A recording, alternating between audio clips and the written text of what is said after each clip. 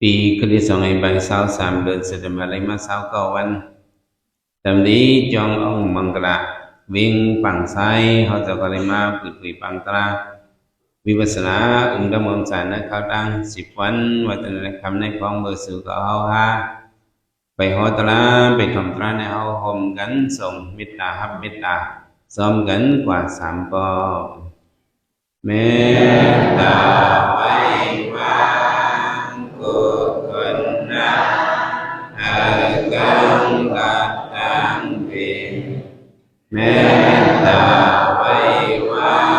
งกุศลนะอากังกัตตังปิเมตตาไว้วางกุศลนะอากังกัตตังปิเมตตาสัพพะอุมมัปปะให้สลัดปีกินเมตตาสัพพะอุมมัปปะให้สลัดปีกินเมตตาสัพพะอุมมัปปะให้สลัดปีกินสัจวานังเสอาบุญเสดอนเดือสึงกายินสัจวานังเสอาบุญเสดอนเดือสึงกายินสัจวานังเสอาบุญเสดอนเดือสึงกายินสัพพะนาคังเสอาบุญเสดอนเดือสึงกายินสัพพะนาคังเสอาบุญเสดอนเดือสึงกายินสัพพะนาคังเสอาบุญเสดอนเดือสึงกายินวิยาวิสัตตังเสอาบุญเสดอนเดือสึงกายินวิยาวิสัตตังเสอาบุญเสดอนเดือสึงกายินวิยาวิสัตตังเสอาบุญเสดอนเดือสึงกายินเป็นทรงยินมาเมตตาตาเอาเถิดกันยินเป็นทรงยินมาเมตตาตาเอาเถิดกันยินเป็นทรงยินมาเมตตาตาเอาเถิดกันยินสาธุ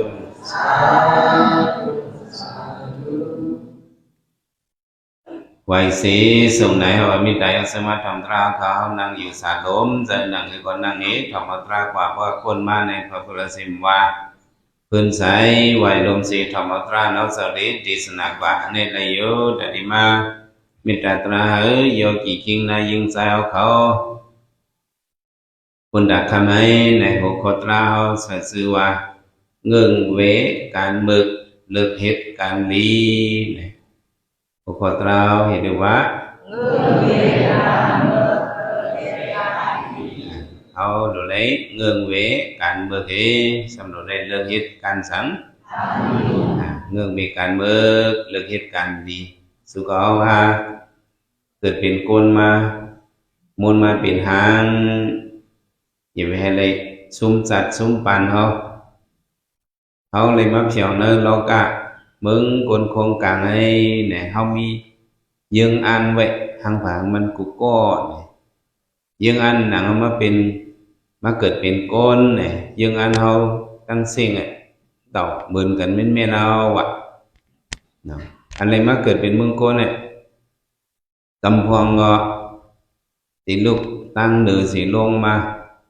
กำพองก็สำเร็จลูกงลายตรีสัมปิดะสุรเกลูกตั้งเตอสิเดขึ้นมาเกิดเป็นโกนนี่เจลูกตั้งเดือลงมาเกิดเป็นโกนก็ดีลูกตั้งเตยขึ้นมาเกิดเป็นโกนก็ลายยืงอันมาเป็นโกนเนี่ยเบิ่นกันกูก็เห็นใจว่าทำมาตัว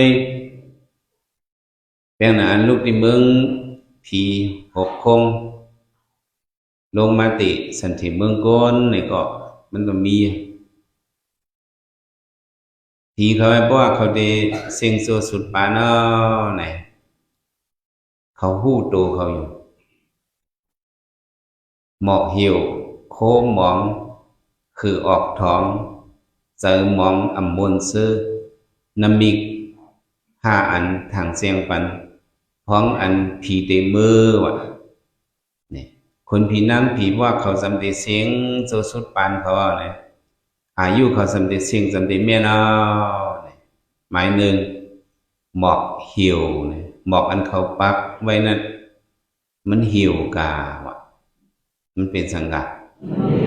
หมอกอันเขาปักไว้นั่นมันเหี่ยวกว่าหมอกสมหังสมหอเขามีไว้จนนั่นมันเหี่ยวกานี่เป็นนามิกผีเขาตีตายนั่นน่ะหมายหนึ่งหมอกอันเขาปักไว้นั้นมันเหี่ยวกาหมายสองโคมหมองโคผีเขานึงไว้นะเนี่ยมันเก่าเศร้าว่าหมองกะมันเหือมันหมองกะเพียงนั้นคือพอไม่เลี้ยวเขาจองย่ำหันอ่ะโคสั่งร้องพวกโคสั่งร้องเนี่ยพวกซื้อมาเมื่อเนี่ยจองเฮอลีเฮอลีเสียงมันสังก็เฮอลีเลี้ยงลีเฮอแห้งลีเรียกว่าโคสั่งร้องว่ามันปียาวเข้าหึงพวกเก่าเนี่ยจองเฮอหนังนั้นเปิดห้องว่ามันมองกะเก่ามองกะคนพี่นั่งพี่ก็ว่าเขาจำได้เสียงเนี่ยโคมองเนี่ยบอกว่าซื้อโคก่อนเขานุ่งไว้นั่นมันม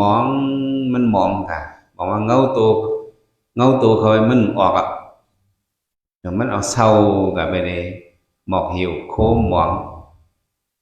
ไม้ซ้ำคือออกท้องตีกิ่งแห้งเขาไว้ตีกองกากเขาไว้คือเนี่ยซึมออกมาอีสั่งออกมาออกมาตีกองกากกิ่งแห้งเขาเนี่ยอย่ามันมิ้วผีนัวเนี่ยเขามีขี้ขากอ้างอากน้ำลายเขามีหือว่าจะเขามีก้อยกะจำติเสียงมาเนี่ยจำติตายแน่แน่ไพ่ปรณาหุบห้างนี่แหละกองกากเขากิ่งแห้งเขาเนี่ยออกหือมาว่ะ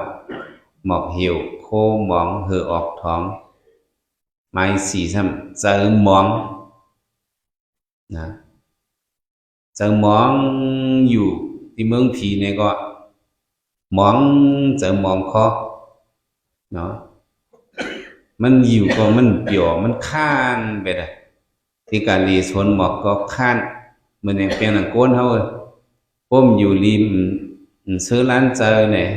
เป็นห้องกะหุ้นห้องกะหุ้ยจองใกล้กะเปิ้นมีป้อยในก็ป้อยอยู่ลีได้โอ้ใกล้แถวเนาะป้อยอยู่ลีได้แล้วก็ไล่โคยเปิ้นไว้ทากันเสือว่าอยู่ลีกินหวานมาเปิ้นมาห้องจองใกล้กะ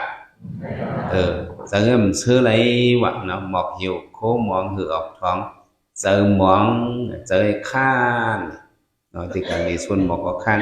ที่กับโยก็ข้านอย่างเงี้ยสถานมันหมายฮะอ่ำมนเซอจะเขาก็เปี่ยมซื้อวะด้วยนาเขาก็ขี้เงาไว้เปี่ยมซื้อน้ำมีห้าอันทางเจียงปันพ้องอันผีเดเมอร์เนี่ยว่าผีเขาจำได้เสียงเนี่ยน้ำมีห้าอันเนี่ยเนมาติโตเขาหมอกเหี่ยวโคหมองคือออกท้องเสอหมองอ่ำมนซื้อน้ำมีห้าอันทางเจียงปันพ้องอันผีเดเมอร์เนี่ยเมื่อผีจำได้เสียงนั้นเขาหนึ่งกันหันกันเองมาส่งสั่งกันเนาะ มาตัวคนผีนั่งผีอ๋อเมื่อนมีค่าอันเนมาเมื่อสำเร็จเสียงจูปันผีเมื่อข้าสั่งเมื่อบ่มาดีตายกะเสียงจูปันผีเมื่อกะก็เมื่อมือตีสันติเมืองกวนแลเขาให้จิตซนกันวะถ้ามือตีสันติที่เถอะเมื่อตั้งมือตีเมืองกวนเมื่อหาอุลิเมลีเฮพวกเผียวเมืองกวนอย่าไปลงอย่าไปลืมเมื่อเหตุการณ์กุศลมานำเย้าก็ขึ้นมาสู่เฮาจะสั่งกันว่าก่อนเป็นคนที่นั่งเพียนที่เสียงสุดปานนั้นก็มันเอาขึ้นปันกติดิคนที่นั่งผีจะเป็นไตก่อมันก็ได้เมื่อติเมืองโกนพบเหี่ยวเมืองโกนอ่ะก็ได้เมื่อเหตุการณ์ตั้งดีนำให้ก็ได้ขึ้นมาเมืองผีใจว่าเนี่ยอันลูกที่เมืองผีลงมาติสันติเมืองโกนในยังอันในเป็นหนังเลยว่าในสิ่งยังอันในตามมาเหตุกุศลนำตามมาเหตุสั่งนำนี่เป็นยังอันโกนเขาอันผีเขาลงมาติเป็นโกนในยังอันเข้ามาเหตุการณ์ลีกุศลนำเหตุเจยังอันแหลมมาติสันติเมืองโกนก็แม่เจอลูกดิงไล่ที่สันปิดาสุรแก่มาติสันติเมืองโกนในกอตอมบีเมื่อนั่งเจอกับโตคำกินดีนึงงานไล่น่ะงานไล่เนี่ยห้องมาเป็นเมืองขำมวยเนี่ยเมืองสั่งขำมวยจิ๊บห้องว่าเมืองขำมวยเมืองผีห้องว่าเมืองจำปุยเนี่ยเมืองผีในห้องสั่งเมืองผีห้องว่าเมืองจำปุยมันตับโหลเฮ็ดให้เฮ็ดนะเปิ้ลกินมูลกุศลแวะหลบย้อจอมอายุกรรมกงสิสิมผีปุยผีห้องว่าเมืองจำปุยเมืองอะไรนี่จะเมืองขำมวยอะไรนี่เป็นเมืองสั่งขามวยน้ำเหล็กน้ำต้องลงเดือดใหม่ๆให้โอ้เลยจิ๋วนั่นโคงและโคงก็มันเหมือนกันอะไรคนตกอะไรกล้องเลยขามขอบบทพระวินมันกำเลยขามยังเหมือนกันขามเนี่ยเลยดิบจำเลยรับใส่เสียไข่ห้องเมื่อเขาจะกินเจอกินคอน่ะเจิ้นตกอะไรแล้วเจอเขาเหนียงขึ้นว่ะเขาเป็นสั่งเหนียงขึ้นอ๋อเมื่อเขาอยู่เมืองโกนเนี่ยเขาเลยเหตุเบิกมาเนาะเขาถามเขาว่าเอาตายเบอร์เนี่ยยังมีตั้งผิดสั่งฮือไอ้เจ้าว่าอ๋อเลยมาขำอะไรวะเนี่ยขำที่ขำว่าเนาะเลยลักเอาโคบนในเขาถามเขาว่ามีตั้งผิดฮือเลยหมับเอาโคบนเลยมาเอาโคบนได้หลอกเงินเอาโคเงินคำเปิ้นเจเขาถามคือว่ามีตั้งผิดหรืออ๋อหนังเขาผิดได้ผิดว่าเนาะเลยมาขำกันไล่ตั้งอันเฮาเลยเอากินเงินเปิ้นอีเดี๋ยวออดให้สำเลยมาขำนี่มันกึ่งกันเหนียงขึ้นเลยกดลงถูกมีเปิ้นผิดหน้าเฮือนตายีเจถามคือว่ามีตั้งผิดเนี่ยอ๋อผิดได้เลยเป็ดเลยเหรียญเปิ้นถามคือว่ามีตั้งผิดนี่ผิดได้ลงห้อยเลยมาขำได้กินเราสุยะทางคือว่ามีตั้งผิดก็เลยมาผิดตีลงห้อยเนี่ยเนียงขึ้นตีว่าแล้วเจอเขานั่นเนียงนะก็เบอเขาเลยเหตุผิดศีลห้ามาผิดสั่งผิดศีลห้าเขาเลยเนียงติดเนียงว่าเนี่ยแล้วเจอเขาออกมาว่าจำว่าเกาออกม่วนป้นหลอดงาลายสังวะไล่เมื่อตีขึ้นเมืองกวนเพราะว่าในซึ่งการอากุศลเมืองจึงเสนในเกาเต็มเหตุเกาเต็มเมื่อเหตุการณ์ลีกุศลกุยาวมันออกใจมีไว้ว่าว่าเขามาตีตั้งเมืองกวนในยังอันเขาเป็นสั่งไหนอันมาเหตุกุศลเมืองกวนอันมาเหตุสั่งอันมาเหตุกุศลเมืองกวนเหตุอกุศลเมืองเงื่องเวการเบิกอันนั้นพระเป็นเจ้าว่าก็เปิดสั่งจะให้เงื่องเวอันนั้นอ๋อก็เปิดตัวเจ้าเก่าตีเลยทุกข่าเผยตีเลยทุกข่าเพราะเจ้าเก่าเหตุนี่ก็เจ้าเก่าไปตีเลยขามาเปิ่นมาขำตังเขา ก็บ่ได้hengeng we การเบิกสัพพะปัสสะอะกระนัมในโอวัตปฏิโมกข์พระบิณฑโอมาหมายหนึ่ง hengeng we การเบิกหิสัง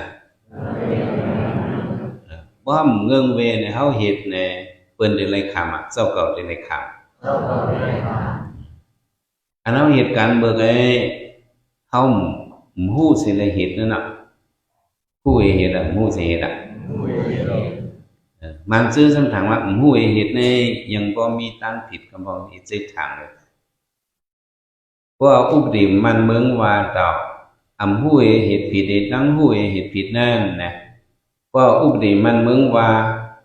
ฮู้เฮ็ดผิดนั่นตั้งผิดอาเป็ดมันทำเมาอีกนึงเพราะฮู้เฮ็ดผิดนางซ้ำเตือนหนักอีกนึงเนี่ยอุปติมันเมืองไอ้สิมักหมายไว้ด้วยก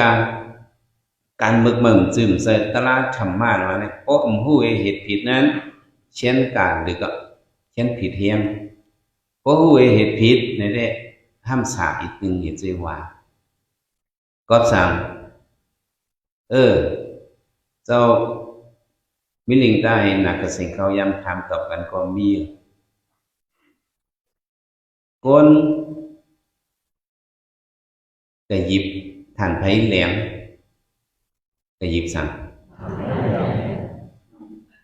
ก็อันฮู้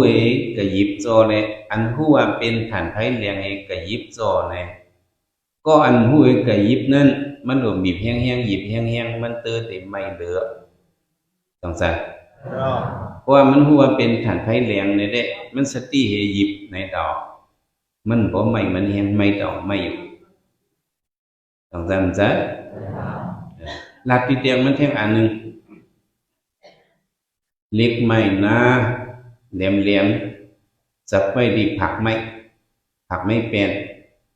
ซ้ำตั้งปลายแหลมมันออกให้จี้ผ้าไว้ก็อันฮู้ก็หยิบใส่ปั๊มใส่ก็ตั้งก็อันฮู้ก็หยิบใส่ปั๊มใส่นั่นนะก็เลยตีเข้าลึกก็ฮู้นั่นได้เล็กไม่น่ายาวเคิงก็เข้าแม่นๆอ่ะจังซั่นก็อันฮู้ได้มันฮู้ว่าเป็นเล็กไม่น่ามันก็หยิบก็มันได้เข้าบ่เข้านำเข้าที่เข้าแต่ว่าอากุศลก็เหมือนในเพราะมันฮู้ทางว่ามันจืดเซินนี่ก็เฮ็ดปิ้นเฮ็ดแปลกว่าก็อยู่ก็ผิดลึกจริงๆก็ต้องผิดอ่ะเมื่อปันพลาปุ่งน้าเท่าก้อหนึ่งมันว่าตีเหตุการณ์ดีกุศลยังอ่านมันเนี่ยอ่านเคยเหตุกุศลอ่านเคยสั่งมันจะเป็นมิจฉาทิฏฐิซ้ำยุ่งผิดไว้ซ้ำจุงเอาเป้แม่ตัวหนึ่งขึ้นกัน100กิสกกมันอันกับพันคอเป้แม่นั่นเองตีอันซ่องผีตีอันต่างผีตีอันป้ายผีเขาซ้ำยุ่งว่าก็เลยถือคอเป้เอาเลือดคอเลือดเลี้ยงคอเป้นั่นเองตั้งคอหัวเป้ต่างเฮผีร้อยในไรกุโซอันนี้ยุ่งแม่นอ่ะยุ่งผิดอ่ะมันยุ่งผิดอ่ะมันสูงตั้งเป้แม่ขึ้นบ่เพียวนึกแล้วกิสโกก็มือมัดไว้เหนียงไว้ดีๆงามๆรับผ้ามันอันที่มาฟันคอเป้แม่เพราะเหมือนนั้นเป้แม่ตัวนั้นให้น้ำตาย่อยให้อยู่กำมาเป้แม่ตัวนี้สำคัญโคปมงงักว่ะเป้ตัวนี้ให้ก็ให้โคก็โคเป้ตัวนี้เป็นสั่งให้ก็ให้โคก็โคปุ่งหน้าหันหนังนั่นเองปุ่งหน้าสุดถามมาเป้แม่เมื่อโกตายอ่ะให้ก็ให้โคก็โคเนี่ยเป็นเมขึ้นขันมันก็โกตายมันเจอปุ่งหน้าอันเก่าให้ก็มีลองตังมันอันเก่าโคก็มีลองตังมันเมื่อให้สั่งก็อีลูมาปุ่งหน้าก็อีลูมา เมื่อซ้ำอีลูก็เหียจัดก่อนวันหลังเขาก็เป็นเมเจ้าเฮิรนแขกสมาเหลเฮิรนเขาซ้ำมีผักสังแต่ได้เลี้ยงแขกมันสร้างเหตุหืออันหนาแขกเหมันก็กะภายหลังเฮิรนมันก็ยอบอีเป้อ่อนตัวหนึ่งเหมาถือคอเป้เฮ็ดพักเลี้ยงแขกมันถือคอเป้อ่อนตัวเหเลี้ยงเจ้าแขกเปิ้นก็ว่าโอ้ผักหวานติเปิ้นยอมมันนี่จมซื้อลงไปไว้ตรงน้าก็เลยตูก็เลยเฮ็ดผิดเลยถือคอเป้ให้เลี้ยงแขกตั้งผิดนังไอ้ก็เลยกระตกงานไรเลยกระตกที่ทางมาฮู้ก็เลยเอาตายปานที่ปานเลยสัตว์ตูเป้ตายนั่นนี่ก็กระตกงานไรนี่หึงว่าหึงก็บ่เคยฮู้ปงน้าปงน้าซ้ํถามหึงหลายปีเนี่ยวะหึงหลายปีเนี่ยเป้เมก็ขึ้นตอบว่าหึงหลายปีได้ก็จังว่าเปียงหนังขนเป้มีหลายเส้นก็หึงข้าเนาะขนเป้หนึ่งตัวจะมีหลายเส้นไหมอ่านเลยหึงข้าเนาะก็เลยขำมาพี่เผ็ดปอกก้นอะไรมา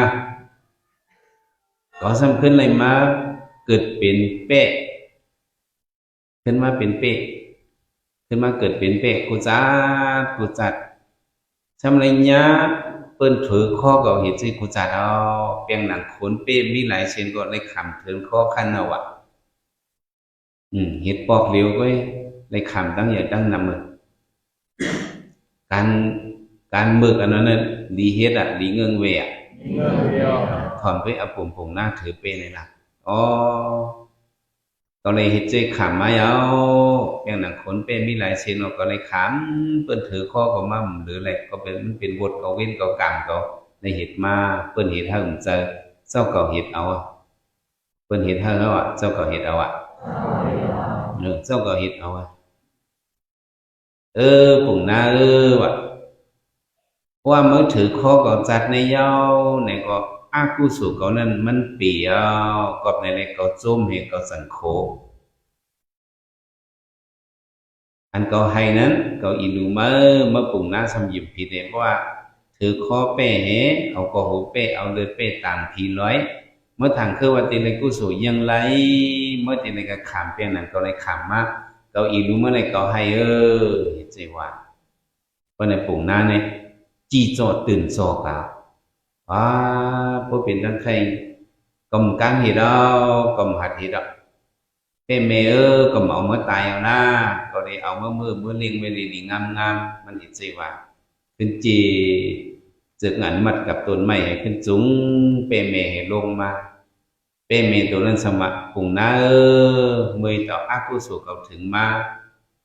เมื่อฟันคอเก่าลีมั่มฟันคอเก่าลีเมื่อเป็นวันคอเก่าตีขาดยาวปลายอ่ำรอดผมมีวดเนี่ยสองปลายรอดปลายรอดเนี่ยปุ่งหน้ากำปันไฟพันมือกะห้ามือเนี่ยจุ้งเห็นลงลอยมาเพียวตรอดตั้งเลยผ้าจูผ้าติดลอยกิสโกเหจากหมักหินอันนึงเนี่ยเส้นเนี่ยมาพัดใส่คอเป้เอาคอเป้ตัวนั้นพุทตกไก่ตายไปหน่อยแต่ในอากุศลมาพวกอะไรเหตุมาเนี่ยเสกว่าโดนประจำเนี่ยมันล้ำจอมเขาต้องใส่มันซะอันนี้สองเงื่อนเวการเบิกเนี่ยอยู่ในเงื่อนพวกเรามังเจอไปเลยมีเงียนกินเปิ้นหมักเงินเปิ้นหมักเงินเปิ้นหลอกเงินให้เปิ้นใส่เงินปันเขาเงินจะไหนก็เป็นวดเป็นเว้นเขามันจะว่าในกินหลายๆก็อันนี้มันเป็นวดแต่คนลูกถูกมีเปิ้นจะไหนเนี่ยให้เงื่อนเวหลังผ้าเป็นเจ้ากลัวเขาไล่ขำกลัวอะไรขำกลัวเขาไล่ขำเนี่ยเงื่อนในการเบิก แต่ว่าเจื้อนลูกที่เมืองอะไรขึ้นมาเมืองโกนก็อันเข้ามาเหตุการณ์ตามหลีเข้ามาเหตุกุศลอันวิ่งเงืองเวการเบิกก็ก็ว่าคือสิว่าเพียวมาเมืองโกนเนี่ยโกนเฮากำปันนำให้มาอยู่จอมที่สิเหมือนเฮามาอยู่จอมลูกเฮาลังเฮานั่งเฮามีเฮาเจ้าเผือเอาเฮาติวตานเช้าเฮาเฮ็ดสิสำลืมเฮ็ดการดีกุศลลืมយើងអានเจ้าเก่าแปดว่าลืมอีสังแปดយើងអានเฮาតាទីเหตุการณ์ลีนั่นแหละพอมาเพียวเมืองโกนเนี่ยบางซื่อเนี่ยลืมแปดซื้อเหตุการณ์ดีกุศลเมื่อปานพระเป็นเจ้าคนผีเจ้าหนึ่งอยู่ในเมืองตาวัดแดงสาชื่อมันห้องว่า มาลาปารีนะคนผีมาลาปารีซึ่งเสียงนางมันเนี่ยมีอยู่หนึ่งเหงมีใครคนผีเนี่ยมีหนึ่งก่อไว้นางผีเนี่ยมีเป็นหนึ่งเหงอ่ะอันว่าคนผีหนึ่งป้านางผีหนึ่งไผ่ห้าปากอันเป็นเมืองตาวัดแดงสาเนาะวัสดุมาเยเต้นางผีมีห้าปากตาวัดแดงสาเนี่ยมีหนึ่งเหงยามมาจะมีสี่เหงเนาะทุกสีตามีแปดเหงเนี่ยเลยนั่งผีในนำให้คนผีคนผีนั่งผีพนำนั่งผีนำก็สั่งนั่งผีนำในมันตัวโยกี่เขาก็ว่าโยกี่คนใจนำคนยิ่งนำคนยิ่งนำจะเป็นติเมื่อเป็นนั่งผีในนำคนผีเราของพ้นนำคนใจคนยิงเถียงกันว่ะคนยิงตัวจ้าเนาะก็เป็นคนผีนั่งผีก็ไม่ได้คนผีก็มีป้าเดี๋ยวก็จะนั่งผีอะไรมีเป็นอ่านเป็นห้าปากเป็นหนึ่งเหงเจ๊เหงกันเนี่ยเพียวมาติจอมเพียวมาติถ่ายเพียวมาติจอมมาตึกมาเถียงกันมาคนngườiจอมอันเถียงกันซ้ำเป็นเพอซ้ำเป็นชิงจอมเห็นนายขาว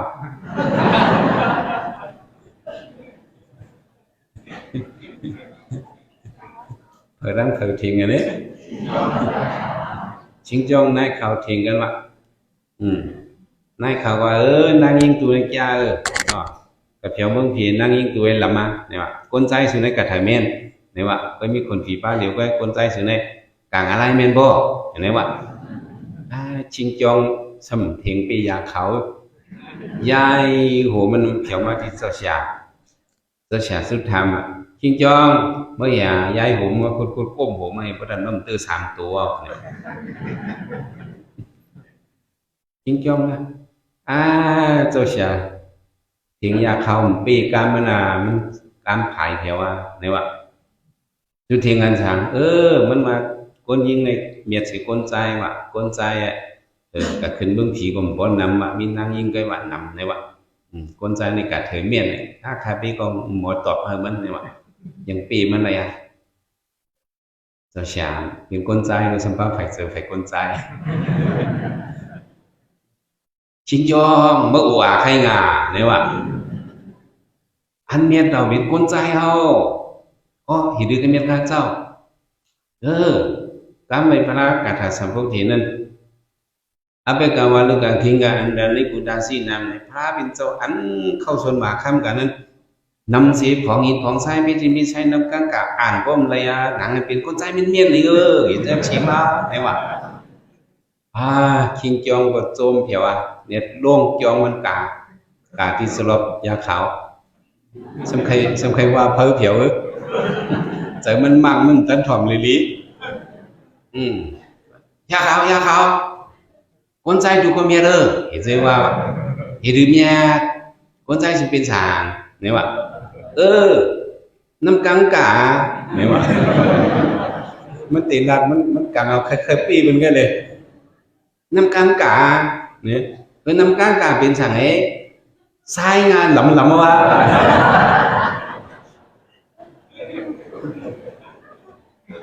ตั้งน้ำกังกาตั้งใช้ตั้งคนใจ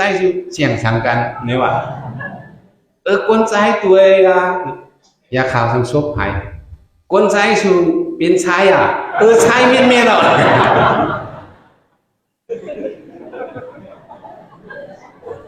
อันนี้คิงจองบ่เลยแล้วเนาะเอาไว้ดีก็เมียดเมียดมันคนใจเมียดคนยิงเมียดอันนั้นเฮ็ดคือตับตำวางก็มันวางไรก็คนใจเมียดสิคนใจเมียดก็จังว่าคนยิงเมียดก็ว่าพระเป็นสวัสดิ์เขาเจียงกำไรก็มันเมียดอ่ะต้องใจมันใจพี่น้องฝั่งซ้ายอย่าไปทิ้งกันนางผีเจ้าเนื้อนางผีป้านั่นอันเป็นเมคนผีมาลาปาดีนั่นแทงดึกกว่าเนื้อสวนซื้อสวนหมอกไงกะปีหมอกสร้อยหมอกเห็บหมอสอก้ามเมนางผีจุ่มในขึ้นเหนือต้นไม้ก็ปีหมอกเห็ดถึมลงเอาหงลงอันละห้าปากในซ้ำอยู่ตีนดินให้ก็เก็บหมอกเห็ดสร้อยเห็ดหมอสอก้ามเมพอสร้อยตรงบอกย่อกระห้อยปันเศร้าโคกันเป็นคนพิมาลาปาดีนั่นเห็นสินั่งผีป้างตึกอยู่ในต้นไม้ปีหมอกก็สู้เอามันตายเป็นวะตัวมันเป็นสั่งตายเอาเพียบในหายกว่าผีตายยังมีป่าเหี่ยวsangเคียงเนาะผีตายในหายน้ำหายไส้ก็ยังมีป่าเหี่ยวsangเคียงดับดอกหามกับพังเนาะนั่งผีเลยตายเห็นมาติสันติเมืองโกนติเมืองสาวัตถีเนี่ยมาเป็นนางยิงเกิดมามันนางจิมือก็เอ็นต้องจัดมันหมักมันนี่นะต้องจัดมันก็เป็นนางผีคนผีมาลาปาดีลงมาติสันติเมืองโกนเขาอย่าไปลงอย่าไปลืมก็หลุดเหตุการตั้งดีน้ำมีขึ้นมือจูโผเขาใจซับโผมันหักโผมันน่ะคนพิมาลาปาดีเนี่ยเป็นโผมันเนี่ยมาอยู่เมืองโกนอาศักอะไรมา16-17อู้เขามีเขาตีหน้าหัวโตเฮิรนมันก็สำเอาโผที่เมืองโกนนี่ก็ทำลืมเหตุการณ์นี้ผู้ส่วนเนี่ย1 วันเนี่ยปังเอาสังขารเจ้าเปียดป้าหลายป้ามีสลอบอันหนึ่งปังสังขารเจ้าก็เป็ดป้าให้ดูอัฏฐกาปัดดูช่อมสังขารเป็ดป้าดูกุวันก็ดูกุวันเอาในนักเสมันนางสำยอนสุวาหังพอดีนางเขาได้ตั้งดูตั้งตันหนังให้อะไรขึ้นบุบเขียวตีผู้เจ้ากินสุขาสิกรรมมันเนี่ยจะย้อนสู้อะไรขึ้นบุบเขียวบางผีเมื่อจูดีคนผีมาลาปานีนั่นจะย้อนสู้มันนั่งมาตินนะหอต่อเฮเนเลี้ยงลูกซ้ายเลี้ยงลูกมี4 เกาะมีหลายเกาะถึงหนังวันหนึ่งมันนั่งอยู่มีกินวันในกึ่งกลางคึกคักเอามันนั่งตายกับมันนั่งเป็นอังกัดตายกับว่ายินเขาว่านั่งอันนี้เวียวิจารลุ่มลาสังขารเจ้าเขา1 วันเป็ดป้าเนี่ยนั่งในสิ่งกันอย่าหันเขามังซื้อสิไลมันมังเจ้าก็ให้วะก็ถามพระเป็นเจ้าเจ้าค่ะนายซ้อมเฮานายนั่นเนาะมันสิ่งกะขาเฮ็ดเวียวิสากับตัวสุดปานมันกับเพียวที่เธอถามพระเป็นเจ้าว่ามันเมื่อจูเฮิรนโผมันว่าจะไหนเพียวที่เฮิรนโผมันย่านเขาสมาธิทางเป็นโผมันพิสุบันเมืองโกนเนี่ยตีเฮิรนโผมันก็มันกะขาพระเป็นเจ้าก็วายมันเป็นโผมันจัดกว่าเนี่ยขึ้นแถวเมื่อขึ้นเมืองผีเพราะว่ามันนั่งดงดื่มในเหตุการณ์ตั้งดีเละขึ้นแถวไหนขึ้นตีดีเตียนมันตามองนั่น2-3เพื่อสิว่าเพียวกาขึ้นเมืองผีเต่าติงสาเนี่ยคนผีมาลาบาลีตั้งนางผี9 ปาก 90 ไปก็นั้นเยี่ยมไปไข่ตีวะเยี่ยมไปไข่อ้อมวะมันมาอยู่เมืองโกนในเย้ากาปานนึงก็ตั้งเลี้ยงลูกมี4 เกาะอาศักมันก็มันติมีอยู่ม50-60จำใครเงาะมาอยู่กับใครเนี่ยก็กับส่วนเมืองผีเต่าติงสาในย่ำไปมีห่างวันหนึ่งป่ามีวะ เนี่ยใช่ไหมแล้วหนึ่งวันเมืองผิดปากปีเมืองโกนมันเป็นนางอะไรเนี่ยแต่ว่ามันนั่งขึ้นเทียบเนี่ยขึ้นมาตายขึ้นมาเป็นนางผีเนี่ยขึ้นมาเพียวยิ่งคนผีมาลาปารีนั่นคนผีนั่นตื่นจอยสู้ทำเอ้ยนางผีเอ็นเมื่อไกเมื่อหายกับเธอเห็นไหมวะเมื่อหายกับเธอเมื่อก็เลยเธอไหนวะมันนั่งว่าอ๋อข้าวหายกับยังเจอข้าวตายกับว่ะมันหายอ่ะมันตายอ่ะข้าวตายกับเนี่ยโหเมื่อมีหรือตายอายุค่ะผู้พิสิทธิ์ก็กรรมเสียงสุดยศเก่งไงนะข้าตายเมื่อเกิดเป็นคนด้วยการสำต้องสัตว์ก่อนวันหลังอะไรเป็นมีเจ้าเฮาในแหละเหตุการณ์ดีกุศลมึงยาศาสนาพระเป็นเจ้าในดูด้านซอบยานเขาหนึ่งวันเป็ดปลาย้อนสู่กุศลให้ในส่งมาขึ้นถึงเมืองผีในจังในข้าตายผัดยันเมืองโกนนี่ขึ้นมาเฉียวขึ้นออมเจ้าอ๋ออีจีว่ามันจะนี่ดึกติสันติเมืองโกนอ๋อเมื่ออยู่เมืองโกนเนี่ยยังก่อยมือตีหน้าหอโตเฮิรนโดยทุ่งสามโกนเนี่ยยังมีลูกสี่ก้อยาวก็ตายเห็นก็ขึ้นเหี่ยวมาเมืองผีมันจังคนผีเนี่ยจังตกใจตื่นจออ๋อเมืองโกนเนี่ยอายุอาศักเขาวัดนั่งไข่งาเนี่ยว่ะเนี่ยเพราะเอาผีเขาด้วยมาในอายุก็เนาะปากปีเนี่ยปอดเกยยาวอ่ะปอดแต่งานโกนเนาะอายุปอดนั่งไข่เนี่ยคนผีถามว่าอ๋อโกนเนาะในอายุปอดนั่งไข่สองเขาคุกจะเลยเหตุการพระตราสังขารการมีกุศลในสองเขาคุกจะเลยเหตุจะถามนั่งผีว่าก้นอันคุกจะเลยเหตุการพระตราสังขารเหตุการมีกุศลในมีเอเตกำปนาแม่ผมเป็นก้นอยู่ลืมตัวลืมชิงอับหนาเพราะเต็มตายสีปอกในเหตุใจอยู่การลืมตัวลืมชิงห้างผังมันป่วยมันนางเหตุใจตอบขึ้นคนผีมาตัวคนเมืองคงกลางเนาะเนี่ยก็การเหตุการณ์ดีกุศลว่านั่นแหละกำปนานใกล้นี่ลงตัวลืมคิงใกล้นี่เป็นสั่งใกล้นี่ลงตัวลืมคิงอ่ะเนาะคนที่ตกใจเลยตื่นอ๋อเนี่ยเลยสั่งไว้ใกล้จะขึ้นโจ้กันมาถ่อมตลาดติปลาเป็นเจ้าอะไรตลาดมือกันนี่ไปลงนี่ไปดึงอ่ะพวกเราเพราะเอาผีเขาด้วยเมืองโกนเขาเนี่ยอายุโกนเขาเนี่ยปอดกำเมียนด้วยคนผีเขานั่นเขากับมนแล้วสวนในย่ำไปปาติมวันเขาโบยเอาสุดปานเขาปานหนึ่งอ่ะต้องใส่มันใจเมื่อน่ะเขาด้วยแมงเมาออกเขาวันนี้เลยพี่น้องเขาปังไส้สองย่ำหันอ่ะแมงเมาออกฮัลโหลเขาก็จมออกหูไม้จมออกหูมาตอนนี้เนี่ยเขาเงาเลยเป็นว่าแมงเมาออกหูมาเนี่ยเขาอ่านกาดเธอเนี่ยเขาอ่านกาดซู้คุณเลินว่ะอ่านกาดซู้ถ่ายอ่านกาดซู้คุณเลินอ่ะเพราะเขาออกมาเขาหันเดินเขามีนขึ้นสูงอ่ะเขามีนขึ้นกลางเฮาเขาอ่านนี่ยังเขาอ่านเมื่อจูเดินม้วนอ่ะอ่านเมื่อจูผ่านด้วยกับเขาหันเงาเลินนั่นเองหมู่กาเขาทำขึ้นมาหันเงาไฟด้วยเนี่ยหมักตาเขาตุ้ยผิดเนี่ยเขาลุกเขามาจอมเงินจอมยีเขาอ่ะเขามาตอมไฟจังว่าแมงเมาบินเข้าไฟจังว่าเขาตุ้ยผิดอ่ะเขาถามเขาว่าเป็นเงาเลือนในเขาตาเขาเนี่ยเขาหมอเจ็บเขามีตั้งหัวเขามาหันเงาไฟเขามาตอมไฟแมงเมาจิขาออกมาเลยมุฟุกมาตุ้ยมังตือตายอ่ำตายพวกเป็นก่อเป็นกองเขาพวกเลยปัดเป็นฟิวเป็นอ่ะ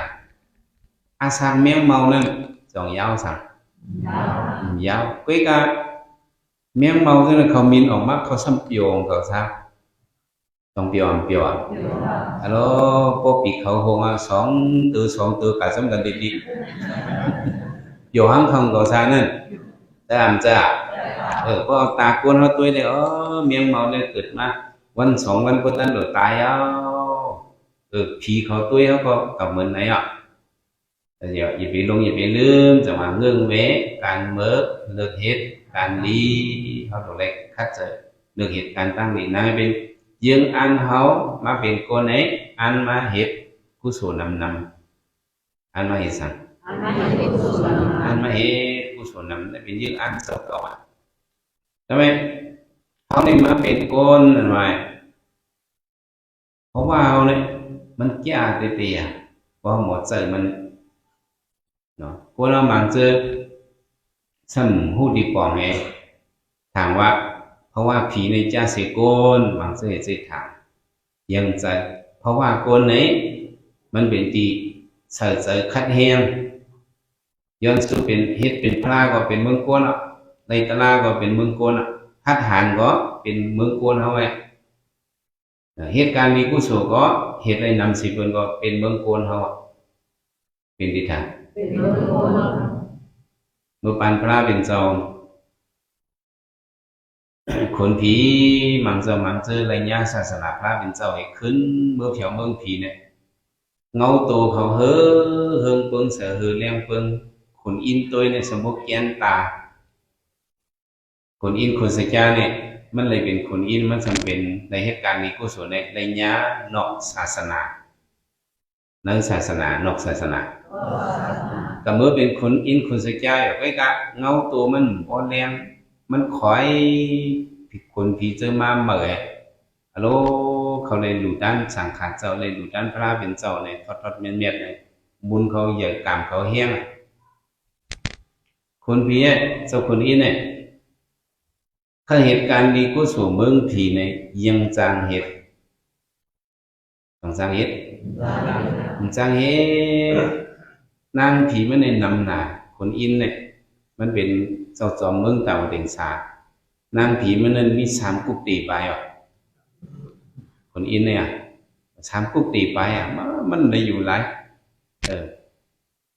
ตอนไหนเพราะมันเคยเหตุการณ์ดีกุศลเนี่ยมันได้ลักลงมาเมืองโกนอ่ะห้องเมื่อเปิดหูนั้นลักลงมาลักหลอมลงมาเมืองโกนบางก็ห้องนางสุสาตาเห็นเลยลงมาเมืองโกนเนี่ยมันลักลองซ้อมมันดูกระไรกุศลสมัยก็สว่าเขาสมบัติย่อเนี่ยมาตุงซ้อมเนี่ยคนอินเนี่ยผ่านเฮ็ดผู้เท่านายเท่าสันตินเฮ็ดสร้างทางก้นผ่านเนี่ยมาเปิดลองซ้อมสมัยก็สว่าในสมตุงซ้อมเนี่ยพอสุกว่าเฮิรนสะเทใกล้กับตุงซ้อมที่เฮิรนก้นผ่านแต่ก้นผ่านนั้นมีลงเพราะว่าเขาขึ้นอย่างมาใส่กับจักนาปานดื้นเนี่ยมันจะกระตุ้งซ้อมเพิ่นก้นผ่านก็มันนำอ่ะคนอินเนี่ยนั่งสู้สตามมาผ่านเฮ็ดยาเท่าก้นผาผู้ยอกเห็นมาเปิ้ลองซ้อมอ่ะว่ามันจะผุยสปิดมันเนี่ยจะคนอินเจอในเท่ามันเอามาลาเขาซ้อมมาผักซ้อมมาจะเอามาท่าไว้ย่อนั่งสู้สตาเฮ็ดก้นเท่าเอามาปั่นจะคนอินเอาเข้าลองหลู่เสือในสปิดเนี่ยหอมห้อยไปเป็นเข้าพีเขาแหละสมัยก็สบายอย่างเขาเนี่ยเป็นมาหอมเปิดตุ้ยเนี่ยมันจะโกนเป็นเจ้าคนอินน่ะเป็นผ่านสมัยก็สบายตรงตักเจ้าคนอินเมื่อสมมติเป็นคนอินคนเดียวเฮ็ดจังเมื่อสมัยลักเอาตั้งหลู่คนผ่านเมื่อมันลักหลู่เอาตั้งหลู่คนผ่านคนอินขึ้นไวเราสวัสดีค่ะคนเพียนขึ้นมาเมืองผีมาเมื่อปัญญามจังไหนเขาเลยรู้ด้านสังขารเจ็ดเลยรู้ด้านเจ้าทอดเจ้าเมียนเลยรู้ด้านยาหันตาเลยรู้ด้านพระเป็นเจ้าเดี๋ยวถึงเมืองผีเนี่ยจีจิมเขาในแค่ไม่ข้าวปักคุณหิงนี่ก็เอาเมืองผีเต่าเด่งสามาในข้าวเต่าเป็นคุณผีพานด้วยค่ะมันเห็นใจว่าก็ในใครมารู้ด้านที่เมืองโกนเลยข้าวจังข้ามเฮ็ดผู้เทายาเทาไอ้มารู้ค่ะวางฟังปันค่ะข้าวเต่าเป็นผีพานด้วยค่ะมันเห็นใจว่าผ่านผู้สูอ่ะผ่านจังผ่านผู้สูแต่ว่าเขามาเห็นในการมีผู้สูเมืองโกนเนี่ย เห็ดไรนำสิต่างเตียคนอินในเคยเห็ดเมืองถีมันจางเห็ดในมาลักเห็ดเมืองโกนเนาะเขามามีเมืองโกนเนี่ยอ๋อเพราะว่าโกนเขาเนี่ยจ้าสิเปิ้นเอาเขาลูกกล่องเสือต้องจ้ามันจ้าอย่าไปทางเล็กเพราะว่าเจ้าเก่าเนาะเขาหลุดทางตัวเจ้าเก่าเนี่ยอย่าไปทางเล็กอย่าไปทางเอ็นที่ใครในอปุ่มอันหนึ่งโกนก็หนึ่งว่ามันเป็นโกนเหตุให้คนนี้สั่งเลยเวให้อยู่เนื้อกองลอยให้เวทให้เพราะเวทให้นะตีให้เวทให้ต่อยให้เล็ดจงไม่ฮัลโหลเหยจึมตกเองมันว่าอ๋อเพราะว่าเราโกนเหตุให้จึงปีมั่มขึ้นอย่าบังสงล้อจึงปีมาคึกจะเห็นตัวnè được càng hào đẹp luôn này mấy alo phun cho cô giờ lại con coi gọiมันทำกับหยิบเนี่ยอองตีลิ้นย้อนสู้เต็มทนอองมันหยิบนั่นอองให้มันน่ะอย่างนั้นมันเขาว่าอองหมีน้อยนั่นเลยตื้อสั่งก็เป็นนั่นว่าให้อองตีอยู่นั่นมันจะมาอ๋อก็ไว้เป็นก้นเลยตีให้ไม่ใครเนี่ยจ้าสั่งมาเลยเป็นเหลียดกลางวันลงหนังให้ดอกจ้าเนี่ยมันเห็นสินึกใจมันเติมมองว่าเคยเป็นตาวันว่าเคยเป็นสั่งวันนั้นก็อธิษฐานเต็มทั่วหน้าอองมันหยิบเลยเนี่ยอองบีเลยปุ๊บเอาโลเมื่อเป็นกลางวันแดงลงนึกคุณสัมพุทธิปาเนี่ยแกตีว่าเฮ้เมื่อเป็นกลางวันลงก็ไหมเมื่อเป็นสั่งแดงลงคุณสมติว่าจ้าเขาจ้าสิเพื่อนเนาะถึงหนังวันหนึ่งมาหมอกกลุ่มลงมามืดสุ่มลำพื้นเพื่อได้ห่มวัดคุณสมติว่าเมืองโกในกลางวันทองในก็มันป่องเลยต้องป่องเลยถ้าป่องเลยอันจ้าสิเงาเลี้ยงกลางวันเนี่ยเป็นหมอกกลุ่มลำเนี่ยสาธุย้อนสู้เป็นหมอกกลุ่มลำเนี่ยปุ๊บเนี่ยก็เย็นเป็นหมอกกลุ่มลำว่าก็ไม่ก้นก้อยก็เย็นเป็นสารนั่นแล้วขึ้นเข่งตาคนวันคนวันบางถ่องก้นก็มดถ่องปีก็ในรักเมื่อไรเนาะบางก้นก็อะไรก็ไอ้จ้าในลำพื้นผู้เด็ดสุมกุมงุบตันเอาผลลงตกใส่บางคนแต่ว่าเป็นน้ำเป็นนองกับเสียงจ้าก็ไอ้จ้าสีกลางวันหมอกกลุ่มลำเนี่ยอยู่ซ้ำอยู่ไรหึงซ้ำหนึ่งกับติดไข่กับติดสองไข่หนึ่งไข่เหียงตัวก็เลยซ้ำอยู่ดีๆเหียงซ้ำไข่หนึ่งติดเนี่ยรวมซ้ำมาเป่ามันวะที่สั่งมาเป่ามันรวมเป่ามันปิ้วปีเลยรวมหมอกกุมมันปีเลยรวมสาธุย้อนสู้เป็นรวมกรุ๊ปนั่นก็เป็นรวมไว้ก็เป็นสังอ่ะก็เป็นลมในจ้ามาเป่าหมอกกุมก็ผิวเป่าต้นไม้ก็ฮับเป่าน้ำมาสมุทรก็เป็นปุ๊บปีนโลเป่ากะตั้งเลยก็ลมในแห้งหนาจ้าก็ในเป็นลมเนี่ยวะยองปุ่งยองหมุนมันเอาเป็นลมเป่าตั้งเป่ากลางเป่ามาทุกกับเป่าโซนลอยก็ไหมเป่าโซนลอยซ้ำหนึ่งก็ไหมฟูในร้อยในคำต้มหนึ่งจองหนึ่งเป่าชกพวกกวนเนาะร้อยในหมักไข่ร้อยหมักหินลงร้อยหมักพาลงตัวนี้จองหนึ่งเป่าให้ดูก้มหนึ่งร้อยในจ้าเห็นรวมสมาสาธุย้อนสู้เป็นร้อยย้อนสู้เป็นอะไรลุกเนี่ยก็ยืนเป็นร้อยก็ไหมลูกจ้าลมเป่าก็ควันนึงลูกจ้าnó loại này cha này đó nhiều cam ma loại nên xăm can cả thế đi quả can nó cồn pro kraปุ๊บcồn mà pro kraปุ๊บcồn mà pro kra hiện con làm cậu xăm tiền ấy can thì đi cồn thì đi samanya cồn việc hay rồi mình pi con việc hay song pi conมาจอนให้ตีให้ปิกบุกในกองหลังมีลงกาการกว่าครา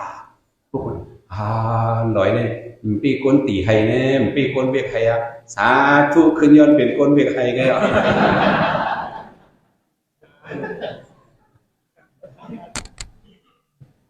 เจอสุขภาพก็ย้อนเป็นก้นไงล่ะ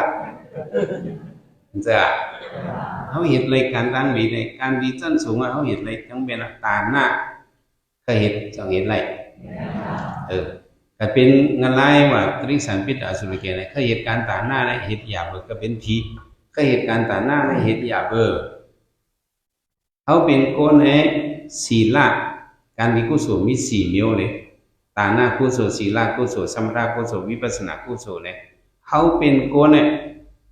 การกุศลหมายหนึ่งตาหน้าก็เขาเห็นเลยง่ายๆเขาเห็นอะไรอ่ะตาหน้าเนี่ยเขาเห็นเลยศีลาเนี่ยคือกำศีลก็กำไร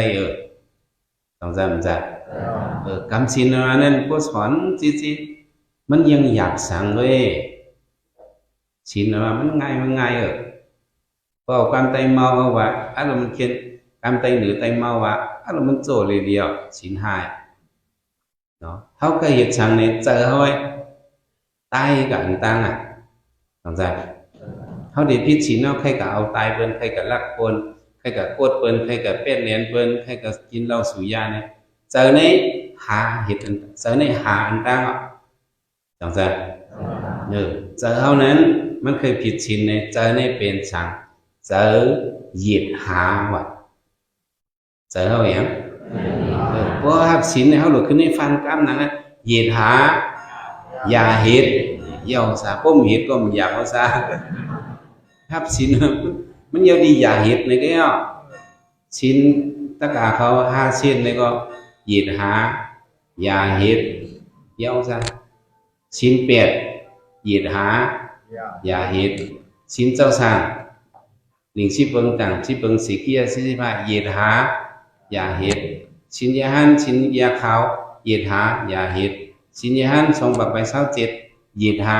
อย่าเห็ดเยาบ่อยากสั่งอันหยาบนี่อันเคยเห็นนั่นน่ะเขากำศีลเนี่ยก็มันมีตั้งผิด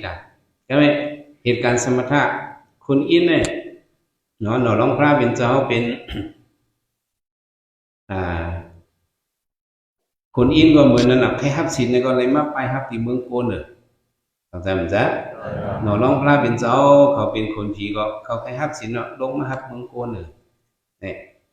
เมื่อกวนในตาหน้าก็เห็นอะไรศีลาก็เห็นอะไรสมถะเห็นอะไรการเจริญวิปัสสนาการยับตลาเนี่ยก็เขาอยู่เมืองกวนเนี่ยเขาเห็นอะไรผู้สูงเนี่ยมิติเขาเห็นด้วยเขาอย่าไปลืมยังอ่านเขาอย่าไปลืมมีสั่งเขามาเกิดเป็นคนในลูกตั้งเติมมาก็รีลูกตั้งเดินลงมาก็ยอกยังอ่านเขาตามมาเห็นอีสั่งนำแต่มาเห็นกุศลนำยามจะในเขาของใส่ยังอันโกนเขาอย่าไปลืมเขาดูไว้เสรีจะมาเรื่องเวการเบิกเลิกเฮ็ดการดีในมันเป็นคุณตาเปิ้นคุณตาเจ้าเก่า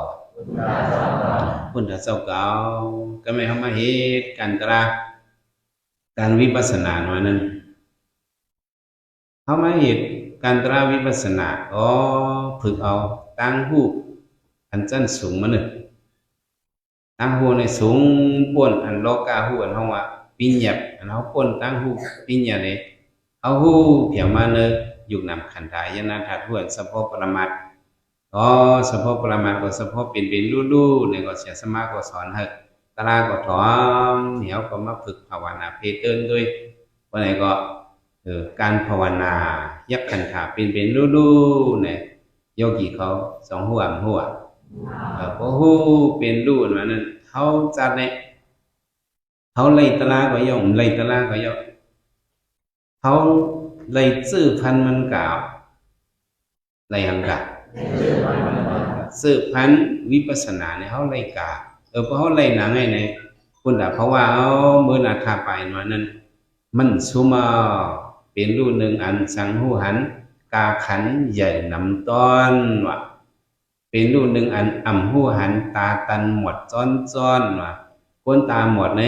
พุทธุสนองอุมัตตะโกหนังพระเป็นเจ้าเขาว่าค ก้นตาหมดในเนี่ยมันเป็นก้นอันอำหู้หันคันถาเป็นรูๆไหนหนังในห้องว่าก้นตาหมดซื้อสุกเอาไว้เอามาคือเหตุการณ์ตราในเฮาหันเฉพาะ เป็นรูๆนั้นเฮามีหมักตาเลี้ยงเอาหมักตาหยางหมักตาสั่งเพราะเฮามีสื่อพันมันการว่านั่นอ๋อเฮาเมื่อพื้นเพขึ้นกะเฮือนเฮานี่ก็เฮาจังไรตราต้องสั่งไรมีโอกาสตราในมังซื้อคำถามว่าเมื่อเหตุเกิดเนี่ยยังมีเหตุในมังซื้อได้ถามนางให้ยังใจพระเป็นเจ้าฮ้อนนั้นมหาสติปัฏฐานสุดนั่นในพระเป็นเจ้าว่าองค์สาราปัสสาวกรรมีสมัสนาการิโหติมือฟังกับขึ้นทางกับภายน้อยภายหลงนั่นก็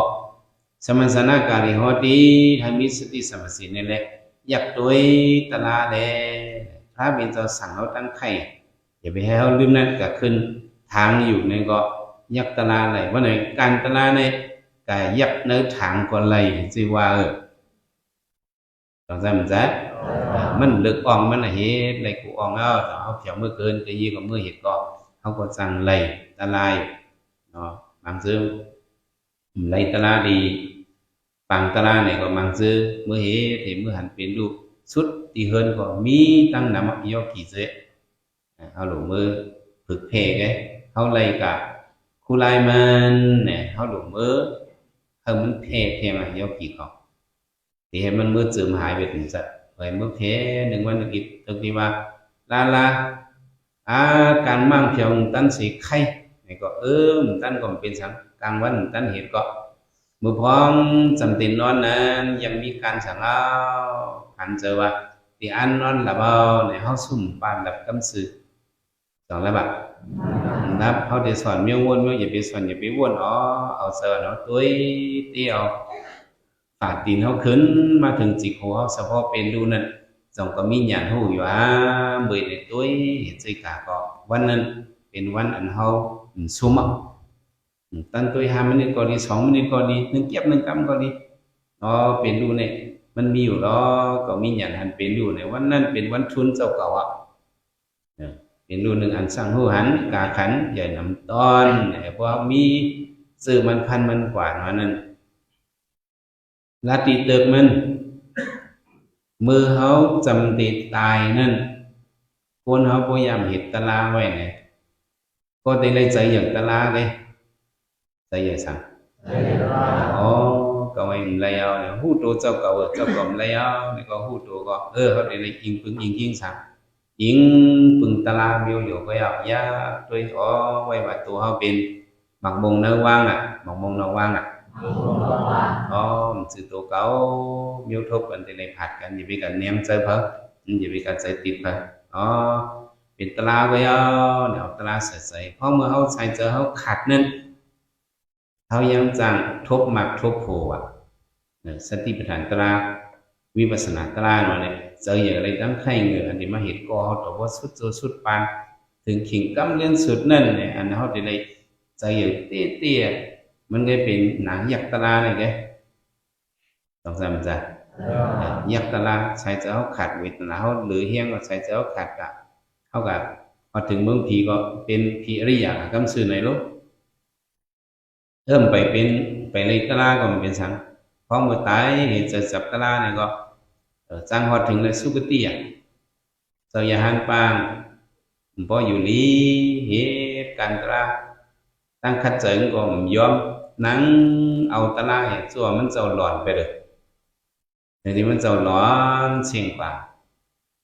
ปุ๊บเนี่ยมุพูดปอเมืองผีก็มือนั่งตะลาไว้มือเห็นสั่งไว้ของเมืองติดตายเนี่ยจะซับตะลามาตะลาให้ตายกันเลยเมื่อเป็นคนผีเมื่อนั่งตะลาไว้นั่งผีเฮียงหนึ่งเจ้าโปะไม้เอาเนี่ยจุ่มเสื่อๆมาล้อมมันเจ้าอย่างสมันนั่งกันไว้คิงหลงอะไรคิดเป็นหมุนเจ้าทับก็นางผีก็มีหยังเจอในวะเขาจะมีหมุนดีเพียวมากนั่นคือมันเจ้าตีหูตัวมันเนี่ยเอาหมันจำลงมาถ่องมาหนึ่งมาถ่องเจ้ามึนตาตัวอินค่าเนี่ยเผื่อมึนตามา มันจะบุญเจ้าเป็นคนผีอ่ะเป็นสังโอ้ปันกุมเหลี่ยมวูดลงเห็นนั่งผีมาอุ่มล้อมไม่เป็นเฮียงโอ้เกาใครเบี้ยวนี่แหละเกาเห็ดตะล่ามซื้อเกาใครที่สิบผีเห็ดตะล่ามซื้อเกาใครมาของนี่ป่านาป้อมไปเลยมาปูสีอิดเนี่ยก็มาจอมกีเขาจะไหนก็ไม่ติดตกปังเอาอะไรมันขึ้นป้ายลงมาสุภารากำเสือนั่งผีเจ้าเนี่ยก็กูฟูเขาหายลำจอมไม่หรอกลงมาก็มีฟอนเลียเลยมาถ่อมตะลาเลยมาให้สั่งถอนตะลาพระเป็นเจ้าพ่อปานอย่าไปลงอย่าไปลืมเนี่ยก็ป้าสิมคนผีป้าสิมนางผีตั้งสิ่งซึ่งเขาเป็นซอดอาบานแต่ไม่เนอผู้เป็นซอดอาบานเนี่ยก็ลืมเจอเพราะว่าเอาสื่อว่าไปสาวิปโมกข์ดอกงานไรที่สัมปิตาสุเกียรติพวกในตะลากันเนี่ยในตัวเขาเนี่ยเพราะว่าเขาได้ตั้งเสือนะว่าเพราะว่าเขากับวัดเมืองผีเขาไปในตะลาก็สร้างการในตะลาที่เมืองผีว่ะสร้างการในตะลาที่ทำพวกกับแถวถึงสุกดีเมืองผีนั่นแหละที่สลบสุธรรมาในมีนั่งสุธรรมาอยู่ไว้เนี่ยอ้องที่ท่านเนี่ยเป็นอ้องถ่อมตะลาเพราะวันศีลเดินรับเดินบ้วนเลยเจ้เนี่ยคนผีนั่งผีเขาเจื้อนหมอฮอตะลามันมาฮอตะลาอันเป็นก้นหมอฮอตะลาตายกับแถวเมืองผีก็มีระนัดมีน้ำอ่ะ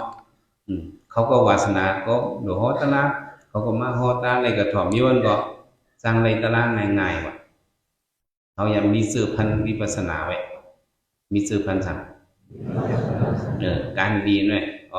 เลิกเหตุการณ์ดีเขามาเลิกเหตุการณ์วิปัสสนาการอันดีสิเปิ้ลอ่ะสั่งชื่อว่ากัญญาศาสนาพระเทียงต่างเจ้าต่างป้ากัญญาเจ้าพระเป็นเจ้าอริมิติเนี่ยก็เสื่อนมีอย่างเหตุการณ์ตราไว้มีสื่อพันมันเนี่ยสร้างกันในตลาเมื่อปานพระอริมิติพระสุติมาเนี่ยในมีพรดีมันมีดังไงทั้งว่าญาศาสนาพระเป็นเจ้าเป็นสงฆ์ญากระปากำผาดิบกำผาห้ามแห้งตลาดน่ะเขาหันเป็นด้วยในจังเอาเขาเป็นพิสิกาบุตรจังไรตลาหันขอเขาอ่ะบารมีเขาสองสังขีไปแซมกำผาเต็มทั่วออกมีพอดิญญาณไรญาณหันเป็นลูกหังกุ้ยในเขานิพพานหังกุ้ยเนี่ยในเป็นพรดีอันเขาในมาเหตุการณ์ดีเนี่ยมันเป็นหลายจังหวะตลาเขาเมื่อมาสอนโยกีเขาว่าเฮ้เงินเวการหมึกอะไรเลือกเหตุการณ์ตั้งดีหน่วยการตั้งดีเนี่ยเด็เคยเหตุก็หรือไรเหตุเคยเหตุก็หรือไรเหตุก็เบอร์สังก็เบอร์มันติดปันพรดีอย่างนั้นแหละโยกีเขาเลยมาเขาปังพระ10 วันก็เลยเหตุการณ์ตั้งดีอิงพึงบนตั้งดีอันเขาในเหตุสร้างเขาบอกว่าอะไรเจียวอ่อนถึงมาผลนิพพานที่กติยันติมีเพียงเขียนหนังสือยังไงอย่าห้างอย่าหันอย่าการทำหมดทั้งสิ่งสกรรมด้วยตาเนาะ